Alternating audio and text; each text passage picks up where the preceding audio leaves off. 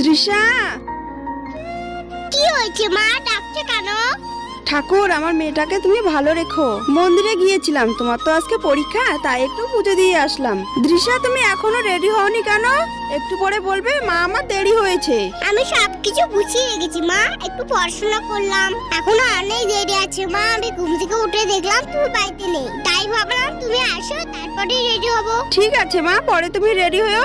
এখন তুমি ঠাকুরকে প্রণাম করো, ঠাকুরের আশীর্বাদটাও তো নিতে হবে। আমি জানি তুমি পরীক্ষায় পাশ করবে। মা ঠাকুরকে তো প্রণাম করবো, ঠিক আছে, তার আগে তোমাকে আমি প্রণাম করবো। তুমি আমাকে জন্ম দিয়েছো মা, বড় করছো, তোমার আশীর্বাদ পেলে আমার জীবনে সব ভালো হবে। তুমি সবার আগে মা, তাই তোমাকে আগে প্রণাম করবো। দৃশা, এরপর থেকে ঠাকুরকে আগে প্রণাম করবে, তারপর মাকে। ঠাকুরের সামনে মাকে প্রণাম করতে হয় না শোনা। চলো, তোমার দেরি হচ্ছে, তোমাকে রেডি করে দিই। চলো।